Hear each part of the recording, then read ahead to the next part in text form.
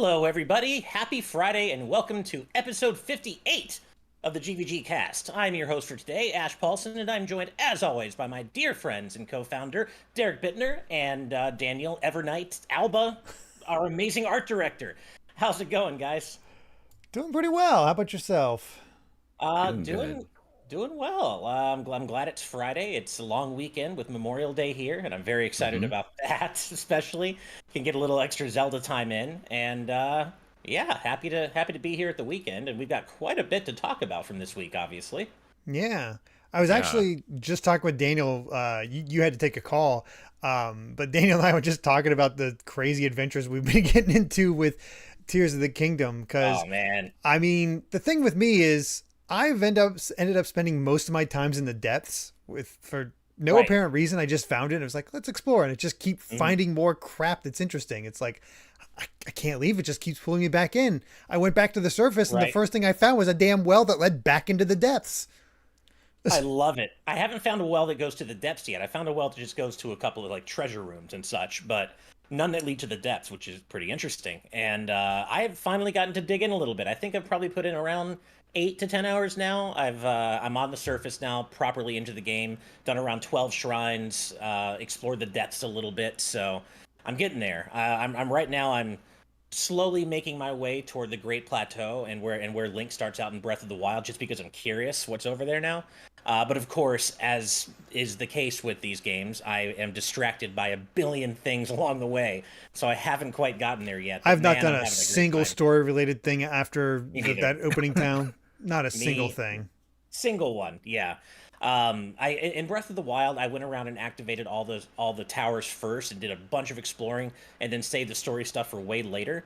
But that just took too long, and I really want to dig into the story sooner this time. So I think I'm gonna do like a balance and like do the first chunk a little sooner this time, and yeah. The path I found myself on at this point is, um, I inadvertently started following Purra's diary because she hid him in different Oh, places, and okay. she mentioned that she hid the first diary in this one place, and then I was like found it. I was like stumbled across it there. I was like, oh right, that was there, and then it meant named the second place. So I'm like, oh, I'll go there. I guess I'll go there next, and that's just like after I do all that, then maybe I'll do the story. I don't know. There's just so much. Meanwhile, Daniel over here he's like, yeah, wow, the story that's pretty cool, guys. I wonder what's gonna happen because you've Hmm. already finished it, man. I wonder what's gonna. No, I finished it not long ago. I didn't finish it Okay. early enough to join the spoiler discussion, which I'm pretty sad about in Mm. hindsight because I I, want to talk a lot Me about this game. too. But uh, but it's okay because with you guys, we'll probably be able to do the spoiler discussion by November, so it's Exactly. all right. I mean, it took me almost a year No, to get done with Xenoblade, and I'm yeah. So yeah, that but sounds about right. but I know what you Yeah, feel because the depths are terrifyingly fascinating. It's like I want they to are. explore, but it's also scary as all heck. It really But is. do you find some really cool treasure down there, as Derek was discovered? Right. Yeah. Right. Some of the coolest treasure can be found in the depths, and just exploring that will take up so much time because it is huge. It is Sounds basically like I need to just get the back down map there. down below, and it's like It's ins- I I can't was like, believe it. oh, Right. this is why part of why this game took 6 years to come out. It's absolutely nuts, and we'll be talking about Tears of the Kingdom a little bit later on as well. But Mhm. I did have my first like badass aha moment and during the middle of a fight. I think it was yesterday or 2 days ago. I was just fighting a group of enemies, and one of them chucked like a bomb or something at me, and I on the fly remembered, oh, recall. So I used it on the object, and it flew back and hit them. And I was like, this is the coolest.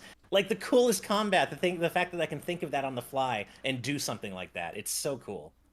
Recall is so powerful. Like Yeah, people in other devs don't know how they managed to make this black magic work because there's like no limit to the amount of items yeah, that can be recalled and traced. Mhm. It's And insanity. it's not only that; it's the fact that it's being done on a underpowered system from 6 years ago.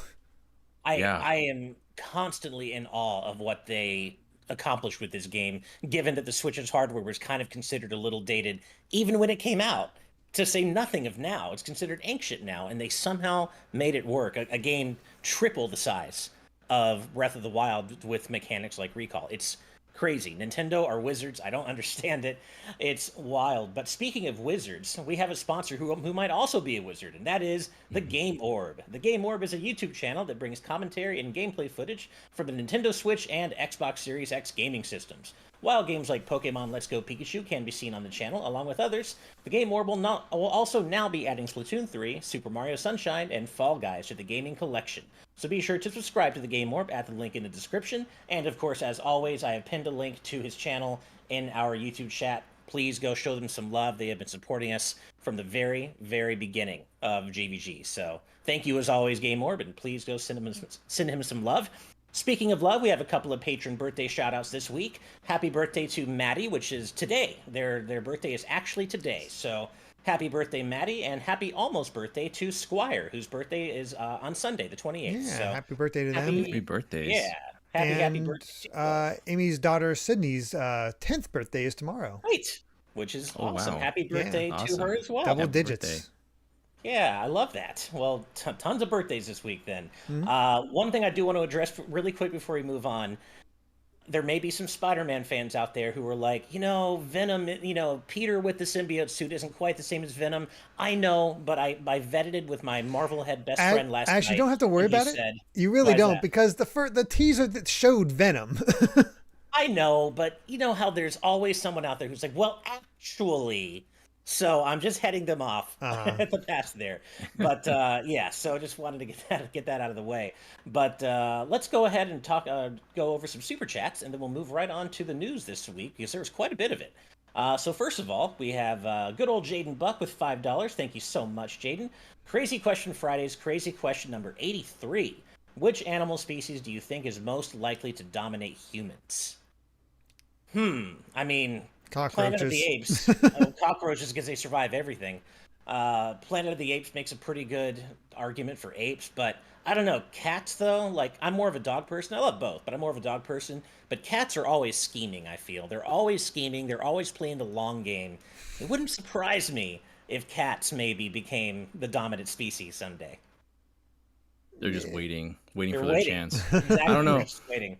If they weren't only in one country or one continent, I say kangaroos. Have you seen how freaking dangerous they are? Have you seen how buff they can be? Oh They God, can take me out in one shot. the muscles, it's ridiculous. It's like, I don't want to mess with that thing at all. I see so many people saying dolphins, and I just keep thinking of So Long and Thanks for All the Fish. Right. That's true. You have dolphins. Although, speaking of that, I mean, really, Splatoon has already shown us the future. It's going to be squid and It's gonna octopi, be clearly. all aquatic life, apparently. Aquatic life, Yeah. there we go. Yeah, exactly. And Judd survived, and he's a cat, so I think a combination of all our answers is the right one here. There is heavy indication that little Judd will be the villain of the next game. I know, which would be wild. We'll see what happens, but thank you for that question, Jaden. And next up is $2 from Disney Duncan. Thank you, Duncan. Snake kept us waiting, huh? Yes, he certainly did. And we'll definitely be talking about Metal Gear Solid. Kept you waiting, huh? I'm so excited. We'll be getting into that later, but yes, he did. Duncan also with another super chat for $5. Thank you so much.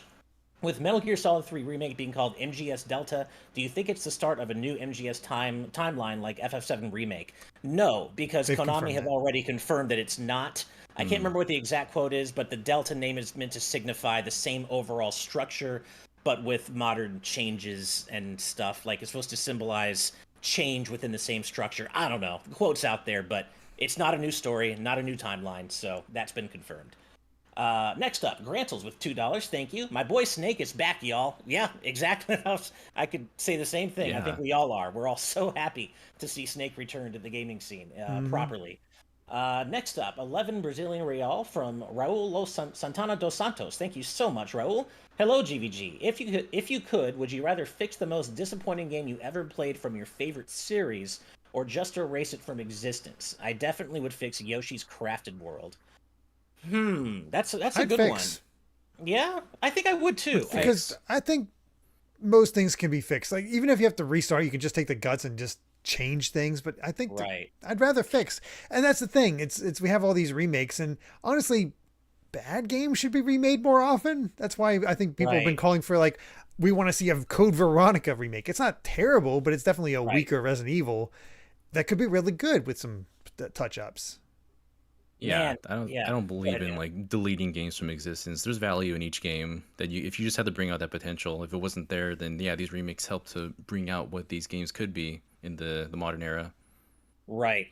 See, I agree with you both, but the thing is, I don't know if the worst game from my favorite series or one of them can be fixed. And of course, I'm talking about Mega Man X7. I don't know that that game can exist in a good way. I don't the engine is so fundamentally just meh, and I don't know if it I can mean, work. So I think they could. I think they could maybe find a way. You get rid of the 3D sections. You get yes, that's decent true. voice actors, and Well, but the yeah, whole game is 3D. So if you get rid of all the 3D, is it still fundamentally X7 at all then? Right? I, That's what I mean. It's like X7 was anchored around the concept of being the first fully 3D Mega Man X game, or mostly 3D Mega Man X game. So if you take that out, then you don't really have X7 anymore. That's what I mean. It's like it's kind of mm, hard. But then again, I would love to see, I'd love to see Sonic 06 go back and be remade because I think there was a core of an interesting game there, but it was just so broken and so rushed. But if yeah. they had the chance to properly make it right, I think it could be good. And so it's hard because I agree with you guys, but when I take my specific example, I don't know. I don't know. Great question, Raul. Thank you very much. And then one more for now. Another super chat from Disney Duncan for $5. Thank you so much. Something I want for Tears of the Kingdom DLC is a difficulty select. Some people complain about the degraded weapons, and adjusting the difficulty yourself could help. In general, I agree. I always prefer when games have adjustable difficulty on the fly, and I'd love to see that here as well. But at the same time, I think the difficulty, especially early in the game, is kind of part of the point in Breath of the Wild and Tears of the Kingdom. More Tears of the And Kingdom. It's a lot harder. I mean, people kind of got upset that Breath of the Wild lost that difficulty that was so different and refreshing at the beginning of Breath of the Wild. But by the end of the game, you're so powerful and have so much stuff, it didn't matter. It feels like Tears of the Kingdom is maintaining that difficulty. Right. It definitely does. And I think that's part of the point. So I do wish there was the option at least, but I don't really mind as much that there isn't in this game specifically. But I hear you. I hear you totally, Duncan. Mm. Yeah, All right. I think Well, there's I more will. like Go ahead.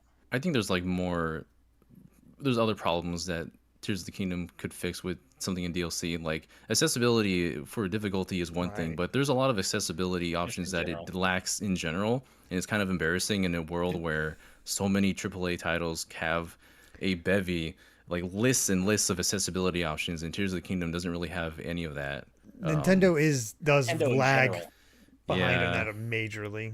Yeah, I really wish they'd get it together on the accessibility front because my wife and I talk about that a lot. She's a big proponent of accessibility, and I am as well. And we talk about like it sucks because I love Nintendo, I love their games in general, but the fact that they lag so much on accessibility and not even lag, hmm it doesn't seem like they even really do anything on that front most of the time. And I really wish they would because they should. I mean, look at the incredible accessibility features in games like The Last of Us Part 2 and Spider-Man and Spider-Man 2, I'm sure, coming up. And it should be like that. Forza Horizon, amazing accessibility features. So I really wish they'd there's get it together on that front. there's a lot of Mm. other companies that are more conscious of that, and if it's not Nintendo themselves, it's those companies like Retro Studios with Metroid Prime Remastered. Surprising amount of options for Good people point. there, Yeah. even like from control options to colorblind accessibility, and I just even just that, like start get the ball rolling on that Nintendo, please. And Yeah. as Neoxin says in our YouTube chat, it's ironic because Nintendo hired one of the original accessibility features with gyro aiming. So they kind of done it, maybe accidentally, but they've kind of done they've kind of done it. And Squire also reminded us, well, yeah, as you said, Daniel, Metroid Prime Remastered had something for color blindness, so hmm that was really cool. I was happy to see that. All right, well, let's go ahead and move on to some news because there's quite a bit of it this week. And of course, the main thing we're going to be doing today is reflecting on this week's PlayStation Showcase. And I think I probably speak for all three of us when I say that the highs were really, really high, but mostly it was pretty mid and very weirdly paced and not quite the oomph that I hoped Sony would bring for this showcase. Do you guys agree with that overall assessment? Yeah, Mm. it's like for a show where it seemed like Sony wanted us to not really keep our expectations in check because this is like their big show of the year. Right. This is an hour long. This should have been the show where, now that we're, oh god, halfway through the PS5's life cycle, give or take some years or so, this should be when they start to like assert themselves as like, hey, we're gonna show you what we have coming. You guys should keep your eyes on us. This is what Sony has coming for the PS5. And it's funny because like they knew well in advance that this show was going to happen while Tears of the Kingdom talk was still hot in the atmosphere. But there wasn't really a lot here that I can pull out and say I'm really excited for, honestly. But Yeah. I don't know. It's one of those There- yeah. things where there are individual games I can see have a fandom excited for it, because there's a lot of niche games that got sequels, like Helldivers or Right. Ghost Runner, that sort of idea, and those fan bases had to be pretty happy. As Dalafalai mentions, we got Grand Blue Fantasy Relink, and that's been Right. hearing nothing of that for ages. Dragon's Dogma. Yeah, Dragon's Dogma fans finally getting Out of something. nowhere. That Yeah. is great stuff. There's even some new stuff in here that I found myself interested in, like Phantom Blade Zero. Individually, I think there's some good stuff. There's some interesting things to take from this, but as a collective whole, it's weird. Yeah. It didn't really become cohesive or interesting in any real major way. And I think a big problem with that is that we did not get dates. It was all few nebulous. It was 2023, Yeah. 2024, very few release dates. Like, how are you supposed to get excited from this? Yeah, Felt not very only that. cobbled together.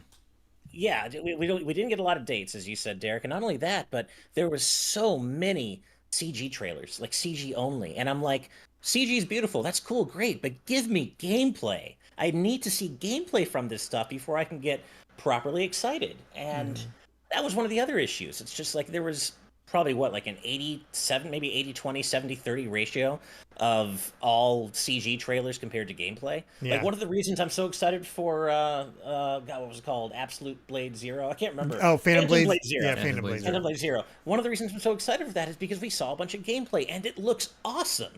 So, just show off what the game actually looks and plays like. It's CG just doesn't by itself doesn't sell me anymore. And Steve was saying the same thing during the reaction. A lot of what I thought kept my attention that I got mostly excited for was how the indie titles were carrying a lot of the weight for me during that entire presentation. You have Neva from the creators of Gris. Plucky Squire, Right. of course, looks fantastic. You have the Yeah. Revenant Hill from the people who made oh god, now Into I'm the blanking Woods? on Into the Oh, Woods. Yes. And then Sword of the Sea looks gorgeous. it Like all those does. titles, I'm like, I get excited when I think about those ones. And aside from the obvious big hitters like MGS and Spider-Man, I'm just like, there's not too much I can really pick out and say I want to play that as soon as it comes out. Right. Yeah. Well, I'm looking at one right now that I temporarily forgot about, but I'm really excited, and that's Ultros, which is no longer just a boss in FF6. Oh, yeah. That's that hyper colorful Metroidvania that looks really cool. And yeah, I mean, there are some real striking games on display here. But as you said, Derek, that's what's a little weird is that there was stuff individually that looked really cool, even beyond Metal Gear and Spider-Man, as you said, Daniel. But just it didn't come together cohesively as a whole, as a presentation, and it was odd. It just felt a little bit deflating after we were done, despite there being stuff that we're excited for individually. And of course, we basically were all pretty sure they were going to end it with Spider-Man 2, and they certainly did. They not only ended it with Spider-Man 2, they blew the damn wall off with that Spider-Man 2 gameplay demonstration. And I watched it again yesterday, and what we're seeing in that game is insane. I'm so excited. It looks Talk fantastic. about playing an interactive movie. Right. That's what Yeah. you're getting right there. I mean, Yeah. they cut away to have that like just to make it feel more cinematic. I thought about it because I rewatched it as well.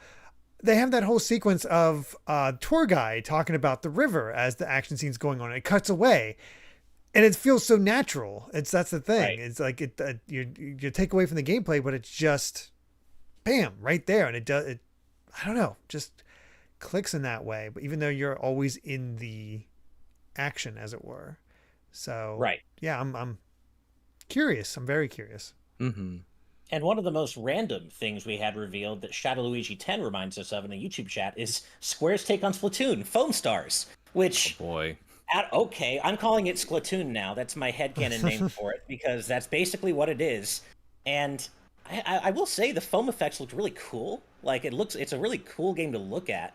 It's just so brazenly, it's such a, well, it seemingly is a brazen ripoff, and it's just so, yeah. It is, but it also, I think it's might be taking some elements of like, it's like a combination of Overwatch and I think you're right. Splatoon. Like it's a hero shooter as well.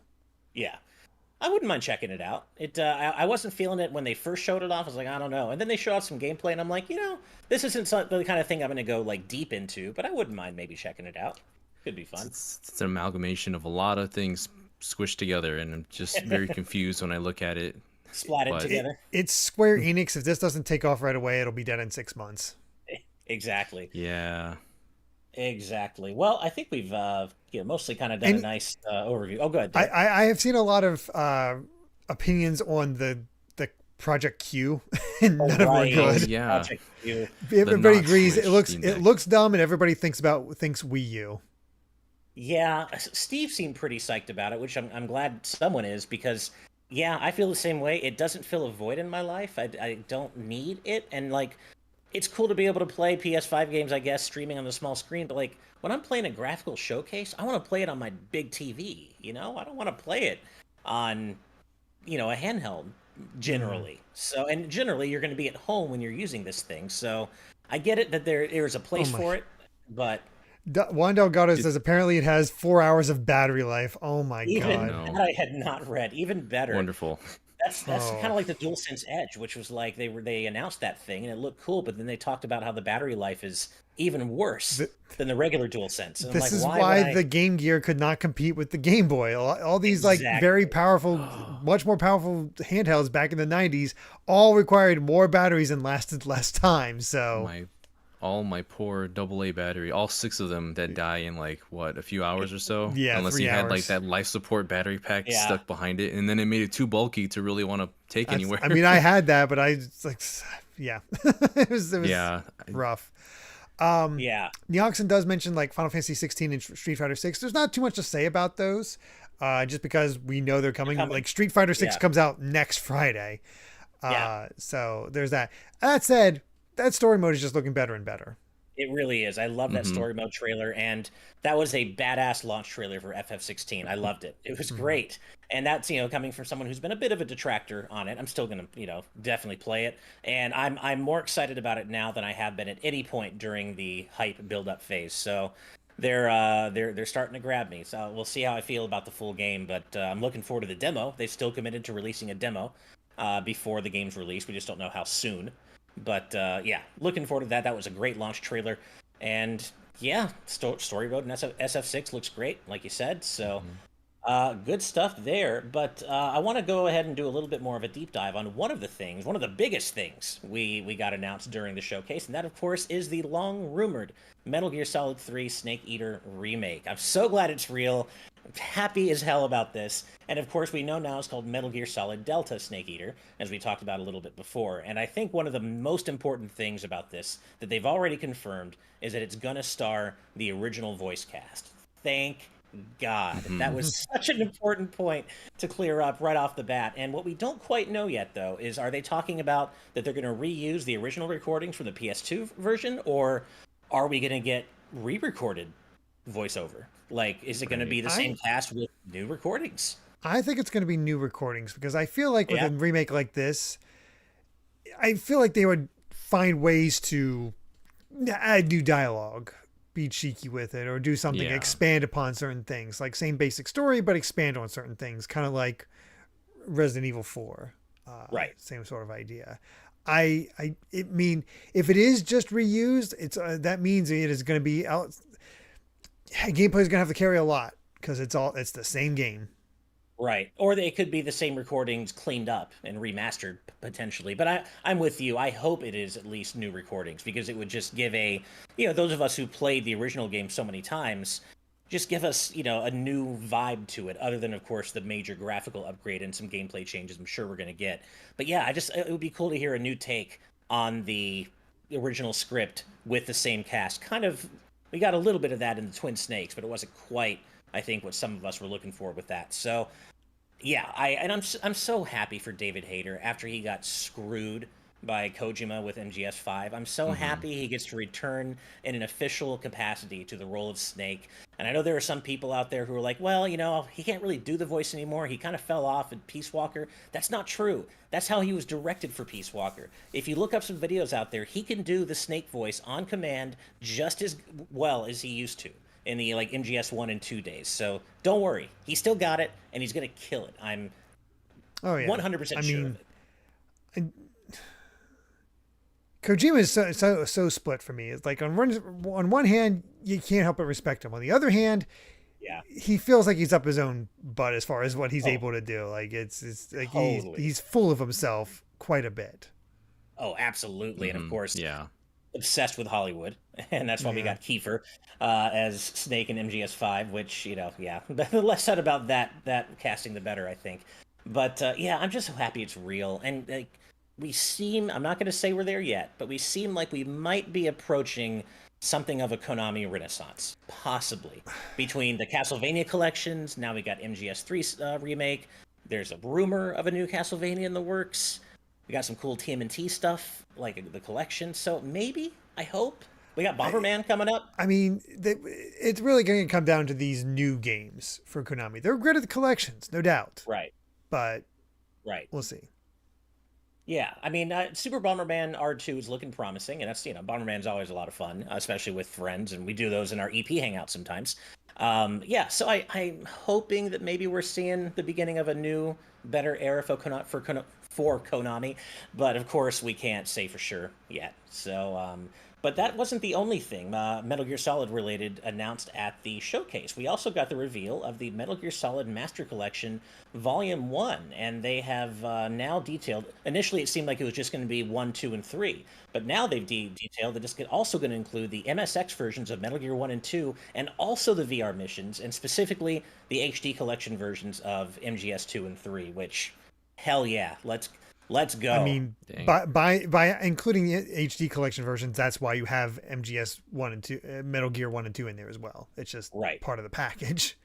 Exactly. So I find myself really hoping that the Master Collection comes to Switch. I don't know if it will, but I find myself really hoping it does, because obviously the Switch can run all those games no problem. And it would just be cool to have those in a handheld format. So obviously Snake Eater or Delta isn't coming to Switch, obviously, but I hope this is. It'd be kind of cool if it did, right? I think I'd be most interested about getting these on Switch, Yeah, exactly. And as long as they do a much better job with this than they did the Silent Hill HD collection, which was a disaster, then I'll be happy. It's so great to have all three of these games, coming out on modern platforms. Although Guns of the Patriots is still stuck on PS3. Well, the thing is, I don't think it'll be stuck there for long. This is Volume 1 after all. That's true. It is, yeah. So Volume 2 is... Yeah. So, I could see Volume 2 including Peace Walker, MGS4, what have you, Maybe, I wonder if Metal Gear Acid will be on there. That'd be something. You know what? Put games on there. You know what would be really cool? If they said more to come. I don't know if they've said everything. Put Ghost Babel on this Master Collection Volume 1. Re-release Ghost Babel. Too. Yeah. I would love that, because I never really got to play it, but I haven't either, but I heard great things. Yeah, so that would be cool if they included that, and I feel like there's a chance they will. I think there's a decent chance. So yeah, let's hope. We don't really have a release date yet. It's just 2023, but be that as it may, there's a lot of goodness for Metal Gear fans coming, and it's about damn time. It has been way too long.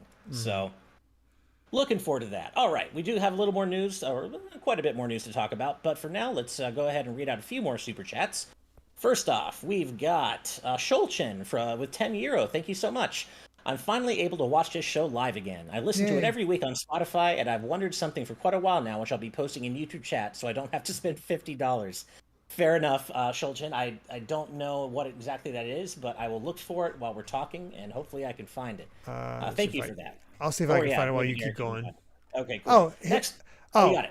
How is this crazy question number 83 when it's only episode 58 of GVGcast? And how is this Oh. episode 58 because it showed me its debut on February 12th? So it should be Magic. episode 68. So Right. we used to have a show called Today's News Tonight. That became difficult to keep up with, especially with just random news stuff. We decided to keep it easy on ourselves, have a looser format, and turn it into what's now the GVG cast. But the crazy questions started during TNT. Right. And as for why this should be episode 68, we missed some weeks because of various things. Yeah, sometimes there are games coming out that week that we know people would rather be playing and don't want to have to divide their attention, or sometimes there just aren't enough of us. We're at work or we're sick or something, and you just can't pull a crew together. So yeah, various reasons where we've missed a few weeks here and there. But yeah, thank you so much, Shulchin, and nice to see your name in chat again. Yeah. Next up is Purity Chalice with $1.99. Thank you very much. Shut up and take my money. Happy long weekend. Well, thank you very much, and yes, happy long weekend. Next up, Toby Rama Improvisionary. What a cool name. With $5. Thank you. Since Breath of the Wild and Tears of the Kingdom are the new standard, I would hope they'd give their initial vision behind the Wind Waker another shot. What would you like to see? Exactly what you said. Yeah. Go ahead, Derrick. Well, I think we have a patron question that kind of gets into that, so That's we'll save true. it there. Yeah. For that. That's true. Fair enough. Yeah, we're going to answer this in a patron question later, Toby. So thank you for that. Next up, $5 from Somnia. Thank you so much. I don't recommend guides usually, but I recommend looking up the correct order of memories to avoid seeing them out of order, not fun out of order, or they're not fun out of order, talking about Tears of the Kingdom, of course. So maybe I'll keep that in mind, because I do remember that I didn't love finding them out of order in Breath of the Wild, so maybe. We'll see. I found I think I have 2, 3, and 5. Mm-hmm. And I definitely had a thought. I was like, how the heck did we go from this to this with only one thing in between? So I went from 2, 3 to like 11, and I was like, "Uh-oh, yeah, this shouldn't have happened yet." Yeah. Yeah. But it is kind of like Breath of the Wild, where it doesn't really matter so much because I mean you can kind of piece it together yourself. That's kind of the point of the narrative, is just to kind of solve this yourself. But I do wish it was kind of. I wish whenever you found one, it just went in sequential order as well, like not adhere that'd be to nice. where they are. That would be nice. Yeah. But yeah, I'm depends how gonna you wanna rewatch time them it. once I found them all anyway. Same. Yeah. Yeah. I have not found any yet. I need to get on it. Well, I'm definitely going to use the long weekend to dig into some more Zelda for sure. All right, we'll read out some more super chats later, but let's go ahead and move on. And speaking of Tears of the Kingdom, we've gotten a few interesting details post-release about it this week. So we have found out that the game was actually already basically done back when Nintendo delayed it to now, which happened way back in March of 2022. It was already done, but then the team spent an entire year just on polish and making sure all the physics worked, which of course underscores just how many moving parts there are to this game. They took a whole year just for polish and physics, making the physics all work well. And that is, I don't think any of us could have guessed that Tears of the Kingdom was essentially done back at that earlier point. They talked about it so little. Yeah. Yeah. Exactly. It didn't really come together as a concept for the rest of us, for the audience, until very close to release. And on that note, the other thing we found out from Zelda series producer Eiji Aonuma is that that 13-minute gameplay demonstration he did a few weeks before launch, that was a last-minute marketing pivot, like a last-minute decision, because the team realized that people just weren't excited. They didn't know what the hook was. They didn't know really anything about what set it apart from Breath of the Wild. For whatever reason, that the trailers had communicated the hook of the game, and like, no, it really didn't. Not at all. Yeah, That was a so good call on their part to Yeah. actually Definitely make was. something There's to show enough to be why we should be excited. Yeah, it's like enough to be interesting enough. Like, okay, where are we going from here? And then, yeah, it's like, oh, as soon as you get your hands on it, that's what it was. right. And I do find myself wondering, though, how they would have been surprised by that, because it really wasn't until that demonstration that we saw anything about what I would say is the central hook, which is Ultra Hand and Recall and all of the crazy abilities. Like, we just didn't know about those until 3 weeks before the game came out. So I'm surprised that they were surprised, essentially. Mm-hmm. Yeah, it's weird stuff. I mean, they were probably so in it that it just seemed obvious to them, but Yeah, Probably. probably when you were so close to something for so long, it's hard to lose the forest for the trees, right? Yeah. So you just kind of need a Yeah. different I, perspective, I guess. I'm glad this is all coming out because it'll all be out there for when I finally reach that point for the retrospective. It's like, I Right. can actually talk about Tears of the Kingdom. Nice. Exactly, exactly. All right. Well, Daniel, do you have anything else you wanted to mention on that? Imagine spending a whole year, the amount of time that it would take for some companies to actually make a game, to just polish the game, Game Freak. Imagine that. Yeah, Yeah. it is. It's something you love to see because boy, did it pretty solid project, and it's needed too because it's just so huge. Like they've put out patches to try to Yeah, get rid of certain glitches, not Right. beneficial glitches, but glitches nonetheless. right. Yeah. And I say this a lot, but I just have so much immense respect for game development and game developers. And everything going on in Tears of the Kingdom is a perfect example of that. Hell, I mean, every game really, but like what we saw in Spider-Man 2. When I was watching that trailer, I'm like, how do the fact that people can create this People and did this. it's with amazing, their and they're hands. so and like even I produced a few indie or a couple of indie games which had much fewer moving parts, much by comparison. And even though the debugging process for those, you fix one thing, two other things break. And I'm like, imagine taking that but amplifying it by like a billion, Yeah. and they make it happen. And I have so much respect for game developers. Seriously, wow. All right. Well, we do have a pair of quick Square Enix news stories to chat about really quick, and then we'll move on to our patron topics. So this is really refreshing. We were talking about Final Fantasy 16, and it has been confirmed by Naoki Yoshida that there are currently no plans for DLC or non-game tie-ins or even a day one patch for Final Fantasy 16 because it was so important to the team that they have the complete experience ready to go on day one. They didn't want to have players have to have an internet connection to download, a day one patch. They wanted it ready. They're that confident in the build they're launching with. And And I the think that's so refreshing. and the thing is, this kind of ties into Tears of the Kingdom because they too said we're done. We're just Yeah, polishing now. right. Yeah, that's it. Now, of course, in Tears of the Kingdom's case, that did have a day one patch. Fine, that's and most games I, do. but that's open world. Final Fantasy 16 is not open world, and certainly True not to the enough. degree of Tears of the Kingdom with that physics system. Like Definitely there's true. reasons there are still patches needed. Right. Absolutely. And yeah, this is also nice, especially compared to Final Fantasy 15, which I still enjoyed. I obviously the story was a mess, but I put a lot of time into that game. But with that game, there was such a major cross-media campaign. There was the anime, there was Kingsglaive, the movie, and so there were comics, I think. So if you wanted like the full picture going into 15, you had to make time for all this other cross-media stuff. And it's just and Kingsglaive sucked. For those of you who've seen it, I'm I've sure you not seen know. it, but I just like, It nah, I'm No. good.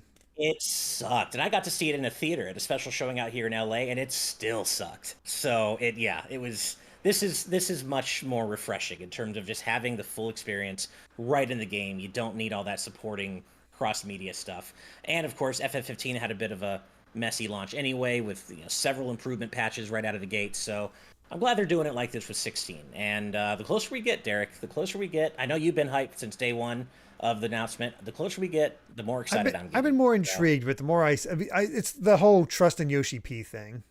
right. So Are you Uh, are Daniel, you how are you telling feeling? Oh, are, go ahead. are you telling me we're not gonna get a cup noodle Well, crossover that promotion? okay. That's true. That is the one downgrade here. I do want a cup noodle promotion in every oh my Final Fantasy god. game here and after. How are you feeling about 16, Daniel? Are you planning on playing it at launch or what? I'm not sure if I'll play it at launch. I definitely do Mhm. want to give it a try from what everything I've seen so far because I do enjoy Final Fantasy. I haven't been playing all the titles leading up to now. I played all through like Final Fantasy VII remake, episode Yuffie. Getting excited for whenever they decide this to show more for Rebirth. But yeah, and then like Crisis Core, Final Fantasy, like that's its whole own. Final Fantasy VII is like its whole own hemisphere of games itself, its own beast. But any games like 16, I do want to give it a shot. I do appreciate that more companies are starting to like not have so much tie-ins and DLC and such afterwards. Tales of Arise did the same thing, where this is the game, this is the whole game right here. You don't have to worry about DLC episodes or extra content or all that. You can just get and enjoy that here in its own little bubble. and I hope that it does well. I like the structure of that, but hopefully that keeps people coming to it, because DLC is just a way for, it kind of just gives you that spark again to come back and see, oh, what's new with this game. Maybe if I haven't picked it up before, you can get it now. There'll be a discount and so on. Right. But hopefully the model works well for them. I can see it doing better than for Tales of Arise, because that was kind of like a shot in the bucket. It was big for like a couple weeks and then no one talked about it. But I can see people talking about 16 for much longer than that. Yeah, I think so too. Yeah. Just with the overall brand power that Final Fantasy has compared to Tales of, which isn't necessarily. I think Tales of deserves more brand power. I wish it was a little bit bigger than it is. If only they didn't release broken games that keep getting worse and worse after every iteration. Yeah. Maybe it's time for them to do certain remakes and make people happy. Yeah. Good really quick remakes. with an FF15 related super chat, Kai Ed with 1,000 Costa Rican cologne, thank you very much, saying I like Kingsglaive. Well, you know what? Fair enough. Hey, different opinions, right? I've not seen it, so I can't speak to it. But it seems like Square Enix's best movie is still Advent Children. Just sad. Yeah, it actually it might be, which is saying something. But yeah, hey, if you liked it, more power to you. That's cool. I mean, look, that happens with so many things. I love FF13. Most people say they didn't, so that happens. It's just funny that Advent Children, the movie that kind of also has a DLC added in its own way, the complete edition. Right. You got to get the full edition of this movie. Yeah. Wow. Wataniac is saying it wasn't as good as Spirits Within. I highly disagree with that, personally. Advent Children kept me awake. It screwed up this characterization of Cloud, and set that characterization in motion until remake. But at least we had some decent action. Honestly, Advent Children's fight scenes I think still hold up. Like I love going back and watching those fights. Like obviously the visuals have dated a little bit, which is obviously it's so funny that remake looks better than Advent Children. I know it is, right? But yeah, those fight scenes though, they hold up, especially the one between Cloud and Kadaj. I love that fight. And yeah, it holds up in ways. And by the way, what Taniac said, they were joking. Fair enough. Fair enough. All right. Well, we have one little more interesting tidbit coming out of Square, which is surprising. But the producer of Live Alive, Takashi Tokita, said that if Live Alive sells 1 million units between PlayStation and Steam, Live Alive 2 could happen all these years later, which would, cool. I'd be down for another Live Alive. What would you do with a sequel? I know. I guess other eras. I guess I've only played 2 eras so far. I've gotten through Imperial China and present day. Okay, Imperial China was my favorite chapter, I think. Yeah. But he says if it reaches 1 million on PlayStation and Steam, he says he would be comfortable in proposing Live Alive 2 to Square. So of course, doesn't mean that one is going to equal the other. Of course, Square would have to greenlight it either way. How much did it sell on Switch that he's baking this on freaking PlayStation? Just not counting Switch. Yeah. So Nintendo Life said in September that Live Alive on Switch has sold 500K units worldwide back then. Okay. So they're definitely over 500K. As a matter, who knows if it actually has reached 1 million since then? My suspicion is that it hasn't. Probably not. But you know what? That's still respectable for this type of game. Yeah, for a game that so few people knew anything about, even given the original was, kept in Japan. So definitely, impressive sales for, as you said, Derrick, a remake of a game that very few people had existing knowledge of. Even if we don't get a Live Alive 2, let's do this same concept with other Square Enix RPGs that never came to the States, like Bahamut Dragoon. I don't know much about Bahamut Dragoon, but let's do Bahamut Dragoon. That would be cool. That would be. I mean, hey, if it can happen to ActRaiser, it can happen to Live Alive. It can happen to Bahamut Dragoon, right? So yeah, we'll see. I still obviously we're never going to get remakes of these, but I still wish we could. And I guess Square would still have the rights of them. But I want the Quintet trilogy from Super Nintendo to be released on modern platforms. I know I've said that before, but I want it so bad. I want Illusion of Gaia easily playable on modern platforms. I mean, we just need collection of whatever because we got Saga and we got Mana, so Soul Blazer trilogy collection or something, and Seesaw 24, you are so right. The Megalomania remix and the Live remake is so good, in fact, that I kind of find myself wishing that the version in Theatrhythm Final Bar Line was that, because as good as the original is, as great as it is, the remake version is just a cut above, and I would love to have that in Final Bar Line, but alas, not meant to be. All right, that is the news we have for this week. We're sailing right along here, so let's go ahead and read out a few more super chats, and then we'll move right on to our patron topics. So first off, Disney Duncan is back again with $5 more. Thank you very much. Just don't give me a master mode in Tears of the Kingdom with enemies constantly recovering their health. I hated that in Breath of the Wild. I did, yeah, same, and I didn't even bother with master mode. Yeah, I didn't do master mode either. I got my fill. I played a lot of Breath of the Wild. I didn't need to go back through on master mode. Totally agree. Did you bother with it at all, Daniel? I did play it. I didn't beat the game, but I got a fair amount of way through the game of that. And regenerating health, that's mean. It is. It really is. Yeah. Yeah. In general, I wish like they could do Zelda difficult, like hero modes and master modes, whatever in Zelda, with like different rules, like not just enemies not dropping hearts. Of course, this doesn't apply to Breath of the Wild, but like Link's Awakening, for example, the master mode in that or whatever hero mode, all it does is make it so enemies don't drop hearts. I'm like, that feels I'd rather they drop maybe less hearts and just do more damage. I mean, that's what Link Between Worlds does. You take 4 times the damage and you still drop hearts, but they don't show up that often. Right, and I like that way more than just let's just make sure they don't drop hearts anymore. That just seems too reductive, in my opinion. All right, next up is our good friend RecBCQ with $5. Thank you. Every morning I will get on my Switch to play Tears of the Kingdom. I've noticed a theme. Every time it says that I have one friend online, then it's always Daniel. Yes, I see you online playing Tears of the Kingdom at all hours of the night, Daniel.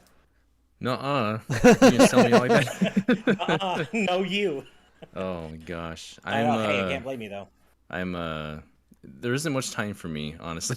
I just had to feel that squeeze it in when I can, and I'm also just doing videos or doing a video on the side as well. And it's just like by the time I'm done, it's just like I just want to play the game. Right. No, totally get it. Next up is Aflac McQuack with $5. Thank you, Aflac. Hey, GVG, currently at work, so I won't be able to catch the live show completely, so I'm just stopping by to say hello. P.S. Tears of the Kingdom wins Game of the Year 2023 for sure. Well, thank you, and it certainly is in the running, I'm obviously. Yeah. But there's some heavy hitters to still consider. Spider-Man 2, that's still coming. Final Fantasy 16, Street Fighter 6, maybe Starfield. Maybe Starfield. There's been some stuff that already came out earlier this year that It'd personally be might wild make if my Armored list. Core was in the running. Armored Core 6, that's true. That's another thing. So, Sea of Stars is also coming in August, which usually an indie won't make it, but then again, It Takes Two. Hades.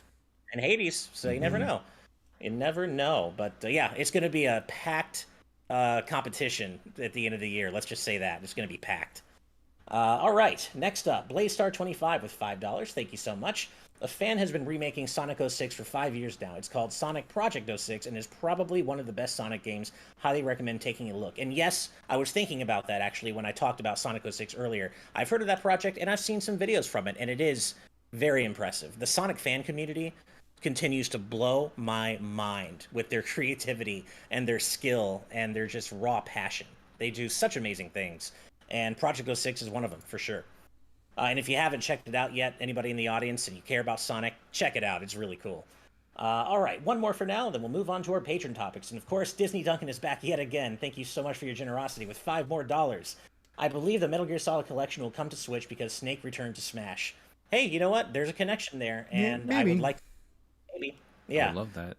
I mean, of course, Joker came into Smash, but it took, a couple years after that. For Persona 5 to, It was an awkward road for Joker to get the actual Persona. You would get Persona 5 Strikers, which is the sequel to Persona 5, which we didn't have on Switch yet. I'm just like, come on, Atlas. But it happened. Yeah, exactly. Eventually. So I hope it does. I really hope it does. All right. Well, I'll read out the rest of the super chats at the end of the show, but for now, it is time for our patron topics segment of the GVGcast. As a reminder, we do have a Patreon, patreon.com/GVGaming, and if you support us at the producer tier for $10 a month, among other perks, you can suggest topics like the ones we're about to discuss now for each GVGcast. And Daniel, why don't you go ahead and start us off, man?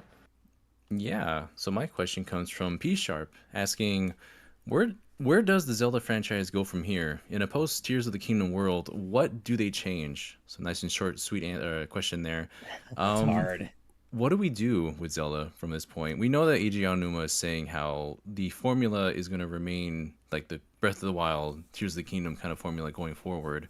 But I don't think it's necessarily going to be just that, because it would be terribly unhealthy for a series to release a game only like or a new game every like 5 or 6 years, relying just on like remakes and remasters and such.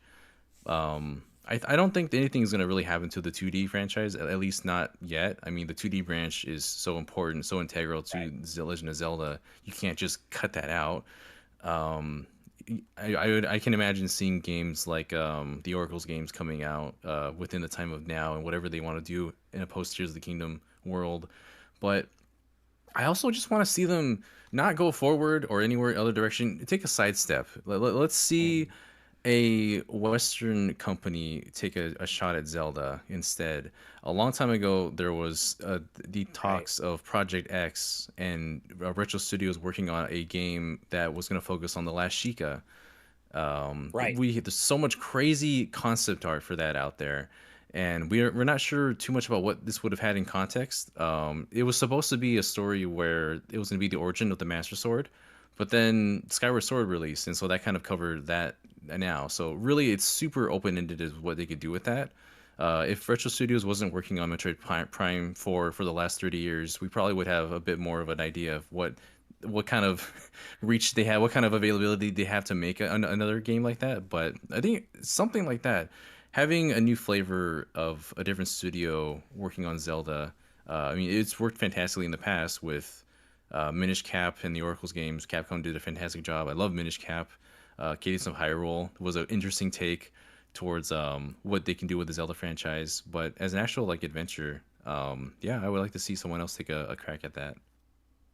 Yeah, all good ideas. I personally would like to see Capcom given the reins again on another 2D Zelda. They killed it, Mm. obviously, with the Minish Cap and the Oracle games, in my opinion. So I do hope they do 2D. I hope whatever they do next is reined in a bit from Tears of the Kingdom and Breath of the Wild. Obviously, both remarkable games, but I would like to see something a little bit more focused, I think, next. And I did touch on that last week, where we were talking about the at least how I kind of wish that maybe we could get another game in the pre-Breath of the Wild 3D Zelda style of design, and we probably won't. But I would like to see something just a little bit more reined in and smaller in scope for the next Zelda. So maybe either a 2D Zelda. I think that's way likelier than a, pre Breath of the Wild esque 3D Zelda game.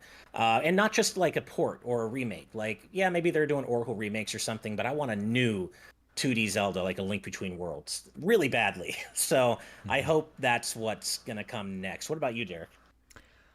I mean, the 2D stuff could definitely still continue on. I can see other developers taking for side projects, a la Cadence of Hyrule.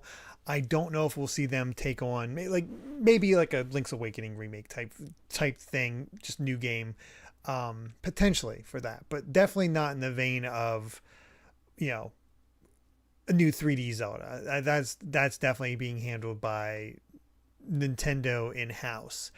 Right. Um, I think honestly, where do they go from here? What do you do beyond Tears of the Kingdom when we have the sky, the land, and the depths? And Seriously. I'd like to see them go back to Wind Waker. I'd like to see them. Yes. Let's have the Great Sea. Let's have Link able to explore the sea and have like these strange underwater pockets that he can discover, sort of like God, that. yes. You have all the islands. You can find these pockets underwater. Make the traveling of underwater fun.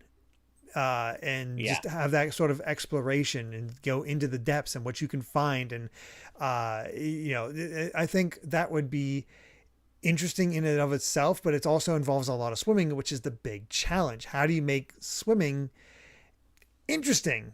I don't Bring know, back but Zor Right. Link yeah, for but N64. yeah, but I think in this case, it's one of those things where we, I, at the very least, it's not. I don't think it's going to be the same Hyrule as Breath of the Wild and Tears of the Kingdom. It's going to be at least Right. a brand new Hyrule. Where they go from there, I'm not sure. Um, but I think they'll find a way. Whether it's more verticality but a smaller space, or something else. Who knows? If they're saying they already have ideas for what they want to do next, but I think Right. that's sort of the fun thing. You can speculate all the time, but you don't know. And the thing is, they could even just do like take that Wind Waker idea of the world covered in ocean, combine it with time travel, which they've often gone back to, where you can go back 100 years in the past and the world's not covered in water. Oh, I love that. Have all the land. And that's how you have all that exploration, that you can go back and forth, bring back those Link to the Past style puzzles where you travel someplace in the past on land, fast forward in time, all of a sudden like, oh, I'm underwater in this specific place where there's a cave here, or this place I couldn't access before, something like that. And oh yeah, I love that idea. That could be interesting. I know it'd be divisive. But I feel like we don't even necessarily have to go back to Hyrule. What if it's just an original world? It's its own terminal, its own Koholint. It could be just just don't bar yourselves to all the recognizable landmarks of Hyrule. Just make this whole grand world whatever you want it to be, and it could work in any setting, like the ocean setting, like you're mentioning. It could be just a more open world setting. A lot of ideas they can pull from that there. Just because, like, I feel like I've seen all of Hyrule I can right now.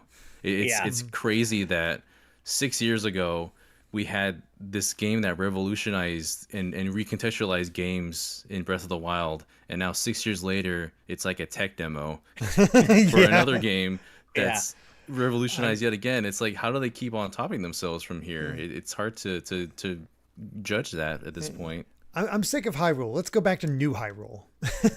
I've said that before. I want a new game. Wouldn't it be interesting? Hyrule. We have trains. True. Where do we go from there? Like, how modern do we get with Zelda if we go back to new Hyrule? I don't know. That's hard because we already have. We're in more of a steampunk era at that point. Yeah, that's true. Mm-hmm. Maybe, I mean, we already have various kind of other vehicles you can build yourself in Tears of the Kingdom, but that's a little bit different. I don't know how far you go with that. I don't know if you want to go so futuristic as to have like hovercrafts and stuff. I don't know. Trains were so, closely linked with Spirit Tracks' identity. So it would have to be something that's probably anchored around another vehicle type, but I just don't know if that's a good idea, or if you make a more traditional style Zelda game set in New Hyrule after Spirit Tracks, which that's probably never going to happen. They've completely abandoned the timeline. They don't care anymore, which kind of makes me sad, but I get it. And this is what we were talking about, Raul. I'm sorry, not Raul. Toby Rama, when we were talking about how we were going to be kind of answering your super chat later on in the show. But I did want to revisit it because I agree with you. I wish they would give their initial vision with the Wind Waker another shot. Or not another shot, but I wish we could have seen it and played it, like with all the originally planned dungeons, because we know that like there were some dungeons taken out and repurposed for Twilight Princess, stuff like that. So I would love to play the Wind Waker in its original form, its original vision. That'd be really cool. So I do agree with you there, absolutely. I don't know that I have too many more ideas about where Zelda could go from here. Do you guys have anything else? Not really, although I mean, it already kind of is the case, but it would be kind of funny to have it be just a remake of the original Legend of Zelda, just in the Breath of the Wild style. That's true. And it basically is that, but it would be, I don't know, just kind of funny in that way. I always wanted to try that little demo they showed of how they imagined Breath of the Wild working, but with the 8-bit style. Oh, that would have been really fun to try something like that. That would have been awesome. Mm-hmm. Right. As Alphaline just said in our Patron chat. Yeah, but another one too. I think I've mentioned this before, but I'm lucky enough to be friends with the team over at Yacht Club Games, Shovel Knight's developer, and I've done a couple. I did some interviews with them for the Shovel Knight art book, and one of the things they kept coming back to was that they have a lot of passion for Zelda 2, and that one of their dream projects would be able to remake Zelda 2 and make it with a new vision of it. And I think that would be cool. Zelda 2 is obviously I'd be down for that, but yeah. It's funny how in my research there were so many times where Zelda 2 almost got remade. Right. And I think it could be a really fascinating, interesting. I mean, it's already fascinating and interesting, but I think it could be really compelling if they remade it properly, rebalanced it, gave it some modern quality of life features, just didn't make it so inaccessible. Puppy Wuppy in the audience chat. We'll have to move on for this because we're sticking around for a while, but reminded me of an idea that I've always really liked the concept of, and I can't believe they never did it for the Switch because it was just so perfect. A 2-player Legend of Zelda game on the Switch. Each person has a Joy-Con that they can play if they want, and have a 2D or the sort of classic thing, and just have Link and Zelda working together. You kind of get that with Cadence of Hyrule, but a more traditional multiplayer Zelda would be pretty interesting and fun. I don't know. I mean, just give us a game besides the Hyrule Warriors games where we can freaking play as Zelda, the series, the character for whom the series is named. I want to have a playable Zelda outside of Hyrule Warriors, as you said, Owen Minning, in our YouTube chat. So maybe that'll happen someday. I sure hope so. Yeah, I think a lot of people have always wanted that. This week we actually played, or Brandon was playing Zelda 2 for the first time, and I was working like the roadmap man. There's a very good structure to that game, but it's just not realized at all as well as it could be. A lot of it reminds me of Kid Icarus, where it just starts off very hard, and then as you continue on, as you get more abilities and powers and such, it does become easier. Although towards the end, Venture of Link kind of just stays hard and doesn't get any easier. It's very brutal, and there's a lot they can do to rebalance that, and it would be awesome to see that be done at some point or another, because it's a unique structure, and I think it deserves more of a chance. Agreed. Thunderbird is one of the most stressful boss fights ever. So stressful. All right. Yeah. Well, I think we've wrapped that up. Next up, Derrick, what is your topic for this week, man? My topic comes from Jack Salmon saying, with Metal Gear Solid Delta's press release pushing for keeping the original game story but being willing to change up gameplay elements, what changes would you like to see implemented into the remake, and what do you want left alone? And that's an interesting question here because, a lot of it is all about the camo, the different patterns you could put on in order to hide in different places. And then you have, catching the animals in order to eat, and just the survival element there. But it's kind of quaint nowadays, isn't it? Looking back, like, it really wasn't that big of a deal. It was very much, I don't know, of the time, and definitely still small areas. So I'm hoping for this remake, widen everything, make this seem like a huge actual jungle that you're traveling through and exploring and surviving in. And as Puppy Whoppy mentioned, I was going to get to this, we had that whole thing, we had to heal wounds.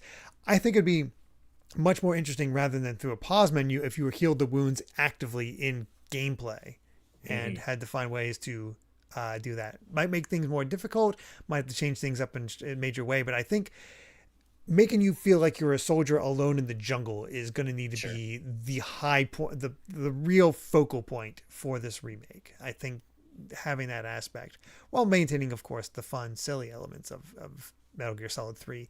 I do wonder if they'll do like the whole paradox thing this time around. I know, right? Some of that wackier stuff that clearly came from Kojima himself, his crazy creative mind. It's hard to say what's going to be kept and what's not. Like little Easter eggs, like being able to snipe the end, like in a cutscene, way before you actually fight him. You can just skip that boss fight if you are able to shoot him in a cutscene that takes place like a couple hours before that fight. Little details like that, I really hope they keep in. And Derrick, I agree. I think the areas do feel a bit quaint by today's standards. That said, you know how I feel about open world games. I wouldn't want them to go too large. Yeah, I don't think too big, but enough that it feels like you're traversing the jungle. Right. What about you, Daniel? Anything particular in mind? There's a lot of, I remember there's just so many movement options available to Snake in Metal Gear Solid 4. Like you could be very intricate with the way that he traverses and he moves around. I think that kind of flexibility would do well in a game that's going back to Metal Gear Solid 3. Just even things like tapping or holding both shoulder buttons. And it was weird back then. It was trigger sensitive, like depending on how hard you press down. Like Link could stand on his Snake could stand on his tiptoes, and you could look over a box or something. And just the most minute presses. And I'm just wondering, because we're going to be playing this with the DualSense controller. True. The capabilities of what you can do with the DualSense, that's going to add a lot. Because with a game that was so intricate with its controls as Metal Gear Solid is, they're going to be hopefully fully diving into what you can do with that and playing around with that, and maybe even make that part of the gameplay at certain points, because they know they love making their weird fourth wall breaks at that point. But yeah, I hope that they keep retain a lot of that from last time. Yeah, just the UI as well, like what you were mentioning about eating rations or healing or doing other things, other equipment, that's a bit smoothed up and tightened. So much that they can do with that there. But yeah, I'm hoping that we see a lot more of the improvements that they made in later Metal Gear Solid games improve upon what you can how you move around with Snake in Metal Gear Solid 3 Delta. Random That's a idea. great. I don't Yeah, know oh, if go people ahead. would enjoy this or not, but I know a lot of people are like, just let me heal and move on. I don't like to do the whole bandaging thing. What if you had that option where you could just like heal yourself normally, like in old Metal Gear Solid games with like ration or whatever that heals you up, but the bullet wound or the other wound still stays in there, and you just Oh, slowly lose a chunk of, like, not constantly, but just like you can't Hmm. fully heal up until you get rid of that stuff. right. Yeah, you can like only heal up to a certain chunk of your life bar. Yeah, Yeah. I like that Yeah. idea. And Daniel, I didn't even think about what like the dual sense aspect of it, but that is so true. Like we know it's also coming to Xbox and Steam, and that's great. But Hmm. I specifically one of the reasons I'd want to play it on PS5 is because of the dual sense. And if Konami really go all in with interesting uses of the dual sense and using the adaptive triggers and using the gyroscope and the really good haptics, that could be a really special game changer for the PlayStation version of MGS Delta. Like when DualSense is used right, it really elevates the experience. Like with Ratchet and Clank Rift Apart, for example. I Hmm. love the adaptive triggers in that game, and the haptics felt so That good. really immersed me into Resident Evil 4 remake as well. Ah, Like the way yeah. they used that was very intricate, very well detailed, and I was like, wow, that's the way that you pull the trigger is different for each gun, and it's just so detailed. I feel like that's like the sort of thing I feel like we can expect from Metal Gear Solid. Yeah, Hopefully, we'll see. But I it'd be really hope weird so. if they didn't go for that, you know? And just think of all the creative things they could do, like with some of the boss fights, like the Sorrow. Imagine what that's gonna be like Oh in the God, remake. Yeah. Oh, I can't wait. it like locks up your controller, or you. Yep. Oh man, I can't wait for this. We're probably, we're not going to see it for a while, but I will be Hmm. there day zero when we do see it. Well, actually, no, I'm sorry. It said there it's coming. Oh no, that's the Master Collection's autumn 2023. We don't have even a release period Yeah. for Metal Gear Hmm. Solid Delta yet. Yeah. So You expect the release date from the PlayStation Showcase, Ash? You I know. fool. Good point. Good You'll get a point. year if you're lucky. Yeah, exactly. All right. Well, thank you very much for that topic. P Shark. Thank you. I'm sorry. No, No, Jack Jack Sammons. Sammons. Thank you very much, Jack and P Shark, for your previous topic.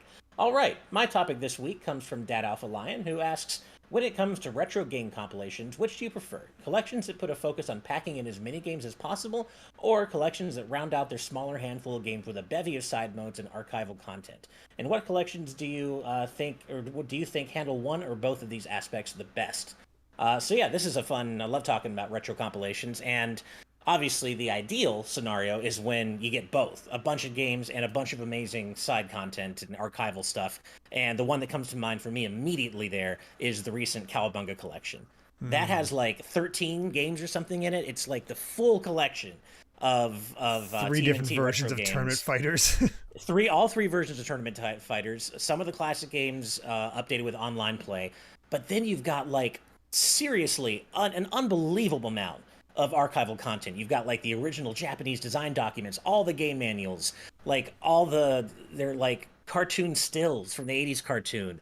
There's all the music. It's just, there's so much to go through. And I think Cowabunga Collection is one of the ones that really does it right. Maybe does it the most right that I've ever seen, honestly. But I think if I had to choose between the two, I'm going to go with a smaller handful of games with a bunch of archival content. I felt a little bit deflated by obviously, I love Klonoa to death, and Klonoa 1 and 2 are two of my favorite games ever. But the collection itself, I felt a little bit deflated that there's nothing. You had to pay extra for the art book, and there was nothing beyond that, no archival content. And I would have loved to see Klonoa design docs and behind the scenes stuff. And so I think when you have those compilations and you don't have that archival content, it feels like there's something missing. So if I had to choose, it would be a smaller handful of games with that stuff. And I think most of the Mega Man collections handle that pretty well. Yeah, basically all the Legacy collections, I think, strike a nice balance there. Obviously, it would be nice if the classic Legacy collections weren't split in two. Same with Battle Network. It would be nice. But at least they have a really good amount of archival content, so that kind of takes the sting out of not having as many games. I Personally, mean, for me, they also find ways to add in extra stuff like the X challenge and yeah, and X, Z Chaser and yeah. the Zero ZX collection, yeah, So totally, that's always impressive. On so I honestly I think Capcom and Konami do very well with this sort of thing. really, They yeah, find that nice mix of a lot of games, a lot of archival content, and maybe some side stuff as well. I mean even the Street Fighter 30th anniversary collection. That's all the different that's versions a of Street Fighter 2, yep, 3, Alpha, the original Street Fighter, plus tons of little factoids and yep, art collections. That's a good collection, and it's nice to have. You do have Square Enix with their collections, like Collection of Mana, pretty good, but there's not a lot of extras. It's just the games. right, But and the you don't really soundtracks, see yeah, those games too often, so that's okay in itself. But yeah, I yeah, like a decent amount of game with some collection just to see it rounded out. yeah. What about you, Daniel? Yeah. Man, there's not a whole lot of retro collections that I have, but one that always sticks out for me is the Kirby's Dream Collection for the Wii. Oh, it's I a good really one. quite enjoyed that one, and it had a lot more than just the games too. It had gosh, there was like it came with the soundtrack. You could watch like a few episodes of the Kirby anime from there as well. Right. There was like behind the scenes trivia that was included with that. They had new challenges that were on there that you can't find anywhere else. Like there's a lot of stuff on there that I really enjoyed, and it has Kirby 64 the Crystal Shards, which is one of my favorites, so of course that's a good point for me as well.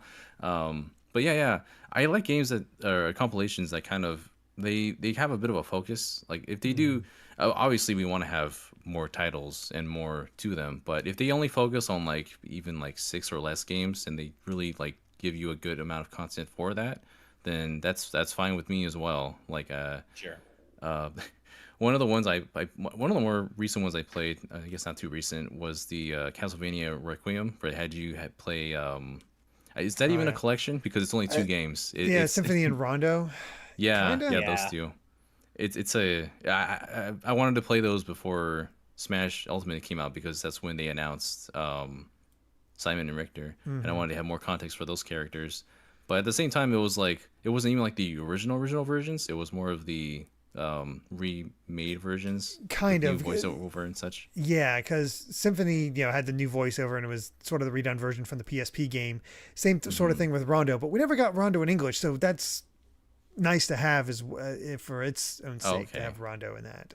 Hmm. Yeah. Yeah, Okay.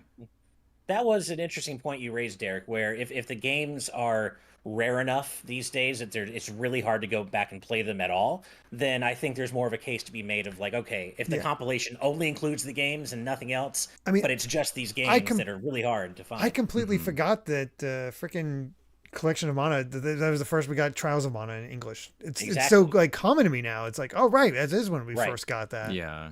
So that's kind of its own appeal. Like, and as I said in a theoretical Soul Blazer trilogy, like if they did that, I would like archival stuff, but just give me the ability to play Soul Blazer, Illusion of Gaia, and Terranigma on modern platforms. That enough is by itself Right. enough for me. So it really depends on the IP and the property and the availability of the games. But another one that someone mentioned in our YouTube chat, where Hendrix Trog mentioned Atari 50, and honestly, I've heard nothing but amazing things about it, and I'd They love to check put that out. freaking Jaguar games on there. They did. They made them I actually kind know. of playable, kind of. Yeah.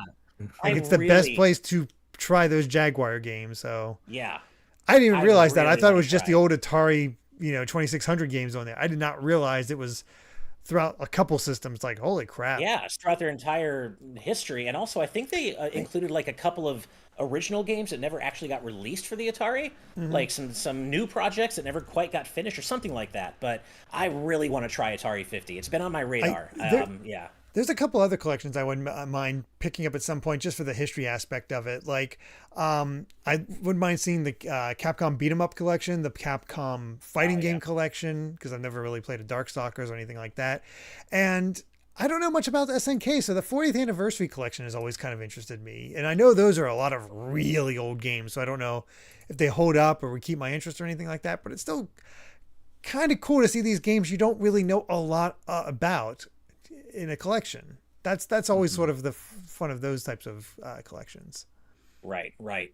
Also, Hustle Bun resurfacing some negative memories for me. Remember when Mega Man Lexi Collection botched the GameCube controls, and it was only on GameCube. They switched the jump and fire buttons, which will never. So B was jump and A was fire, and I'm like, What? You couldn't switch On them a back, and GameCube I'm like, controller? how did they on a GameCube controller of all things? And it was just it made that version of the Lexi Collection so awkward to play. That was really unfortunate that happened. But yeah, I think anything else you guys want to say on this topic? No, I think we're good. I think we're good. All right. Well, thank you for that, Alpha Lion. And that brings us to the end of our patron topics. And of course, we have I say a few more super chats, but a lot more super chats to read out. Y'all are so Oh my God. incredibly, Oh my it's so goodness. incredibly kind. So I'm going to rapid fire these as much as I can. First of all, Trace Hall with $2. Thank you. 4K 60 FPS 3D audio snake butt. I'm in. I'm down for that. Let's go. Snake butt. Next up, $5 from the main knee. Thank you. Love y'all stuff. Gonna listen tomorrow at work. I know Nintendo is holding back the Switch because they aren't re-releasing the Conduit 1 or 2. I feel like somewhere. you're the same. You got to be the same audience member who always talks about a follow-up to Conduit, course. right? I love it. Keep that. I don't even flame think alive. Nintendo made the Conduit, so No, I think maybe they published it. I'm not sure. I don't but remember. Keep that flame alive. I love it. If I can keep it alive for Mega Man Legends just barely, you can keep it alive for Conduit. Okay, next up is Owen Menning with 11 Canadian dollars. Thank you. What do you name pasta who wants to be a real boy? Pinocchio. Oh, I love Pinocchio. that. Or Pinocchio. Nochi, right. Yeah. That's so good. Also, if you were, is it Pinoki? You're right. Noki is how you say it, isn't it? Okay. Also, if you were in charge of naming the next Zelda and had to include the word kerfuffle, what name would you go with? Oh, man. Kerfuffle of Chaos. There you go. Or maybe Chaotic Kerfuffle. Chaotic Kerfuffle, that's what it is. It's an arena, it's like a crazy arena battle game. Chaotic Kerfuffle. There you go. Anything else from you guys? I'm trying to think of something. It's hard. Oh That's boy, I don't know. I'm trying Yeah. to think. Yeah, it's hard to think of one on top with kerfuffle. Yeah, it really is. The Kokiri kerfuffle. Like, it's so hard to say. Oh, that's for Kakariko Kerfuffle. It could just be a Kakariko whole thing Kerfuffle. taking place Yeah. in Kakariko. Yeah. It's I love like it. it's like River City Ransom. It's Yeah, just a Link there you beat go. a Zelda beat 'em up. Exactly. All right, next up is Born96 with 4 British pounds and 99 British pence. Thank you very much. If Celeste can get into Game of the Year, I can see Sea of Stars being added too. If not, Best Indie for sure. Anything can happen. Yes, it can. And looking forward to Sea of Stars. I'm so excited for it. Next up, Disney Duncan is back with $2 more. Thank you. Has anyone encountered creepy hands in Tears of the Kingdom? I cannot say I have. I think I know what you might be talking about, but I can't say I have. It would be kind of will funny if eventually- Wall Masters are in there, but yeah. That's what I was you thinking. Will, Wallmasters, yeah. you will eventually find hands, and when you do, I'm curious to see and hear your reactions to them. I mean, but, I had a you're too certain early. reaction when I saw another returning enemy back and what its design was. I'm like, oh my god. No. Oh man, I'm looking You've forward already to that. you've already met that enemy, Ash. Oh, I have, yeah, and that creeped me out. Yeah, so right? much. Yeah, I was like, oh, I can see. Okay, I was sufficiently pleased by the by the redesign of that enemy in a 3D context. So creepy, so creepy, or in a new 3D context. I Yeah. guess. All right, next up, Kaiser the Fighter with a matchup, $2. Thank you. The Avengers versus the Justice League. I admit I know much less about the Justice League's individual members' powers than I do the Avengers, so I guess I'm just going to go the Avengers by default here. I don't know much about the Justice League at all. Justice League has Superman. That's hard Oh, hard shit, to of beat. course they do. That's, yeah. Superman's so boring, though. He's so OP. I guess the Justice League wins because of Superman, but Yeah. couldn't like Iron Man use like he could have like a kryptonite suit, right? Something. He could, they could do something. I mean, with there's kryptonite. Depends. it depends I on would the still say writer. If the Avengers. writer wants this character to beat Superman, that character will beat Superman. It's how Batman Yeah. wins.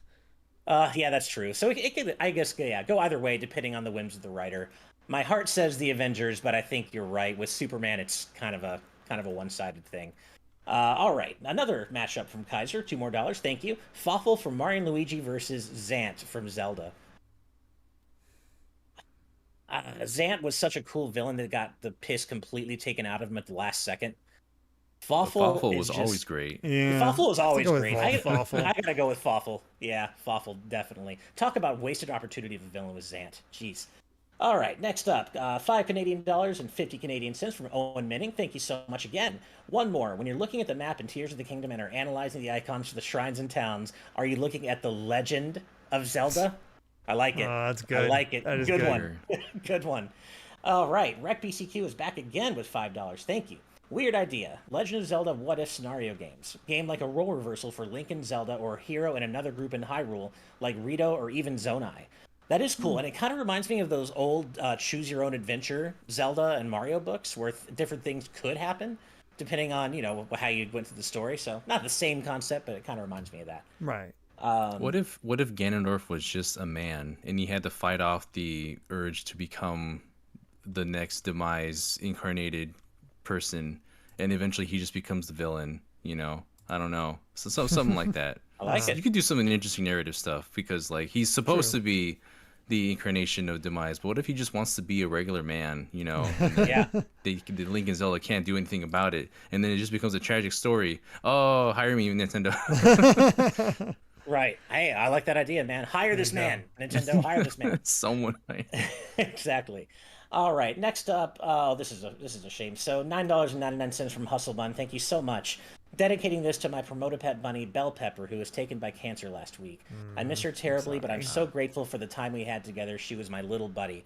We are all so sorry for your loss. Losing an animal friend is just one of the worst things anybody can ever go through. And our hearts all go out to you.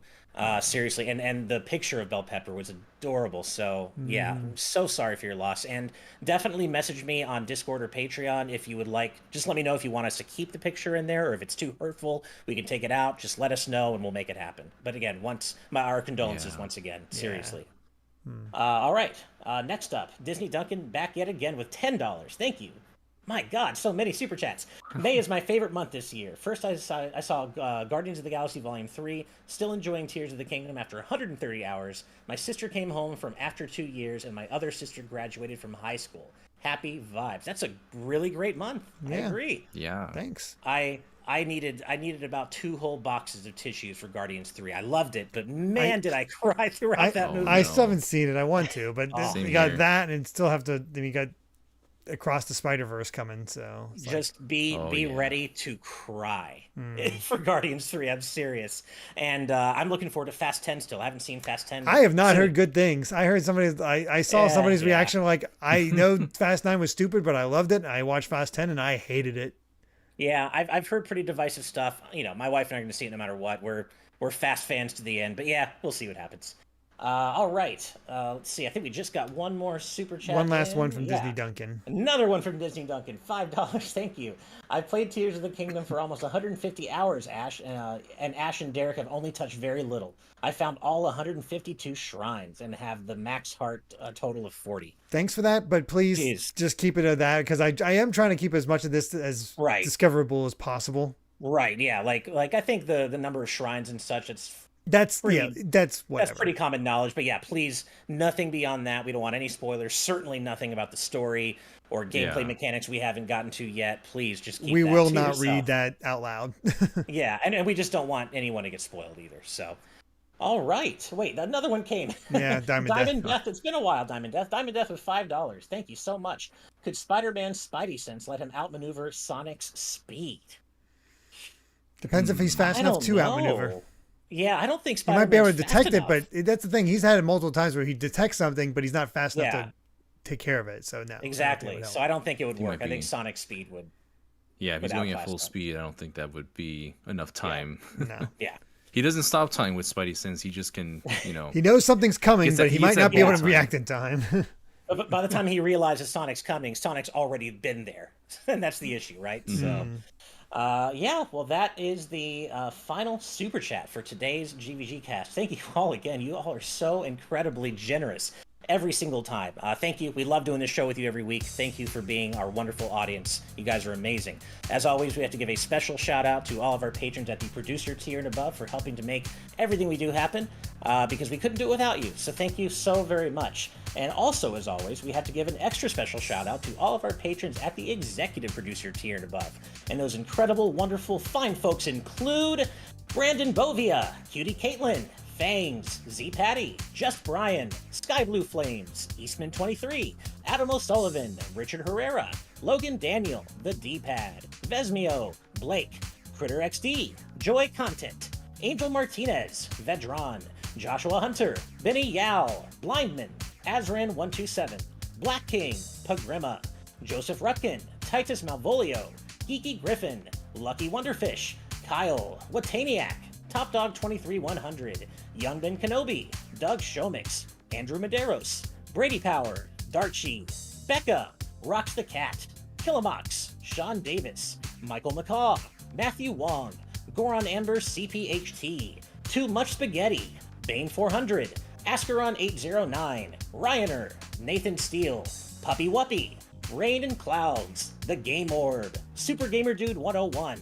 Grantles, Ravelox, Rosa Pardo Bowling, hi Steve's mom, Mega Amster, Skull Kid Tiger, Dark Steel 01, Jason Uloa, Jaden Buck, Cystic Warrior 29, DJ Jurassic, Super Dank Awesome Unicorn Guy, Derrick, Colin, Mumbling Yeti, Cameron Sharp, Keel, Moon Knight, Brendan Hesse, Hustlebun, Noah Fitterer, Calvin Atkinson, Brainchild, the entire state of Wisconsin, Jim Wakeland, Longboy Shiggy, Aramis Baramis, Dat Alpha Lion, Lord Metarex, Kyle Gamer and Barry Rookie, Blaze Collard, Eric, Cat Evie Person 5, Lady Maxillary, Peyton Field, Mega Beatman True Blue Reviews, Jung Ant, Ryan Hanley, and last but certainly not least, the Game Jamie. Thank you all so much. As a reminder, we do have a Twitch channel as well, twitch.tv/officialgvg, and where you can find our fine Daniel right here join his teammate Brandon and doing all sorts of cool streams on Good Vibes Arcade. So definitely go check them out on Twitch as well. They're doing super cool stuff over there. That's it from us today. We are off to our Patron exclusive post show. Thank you all so much, and we will see you next week. Good vibes, good night, and good vibes. Bye. Bye. We meet again.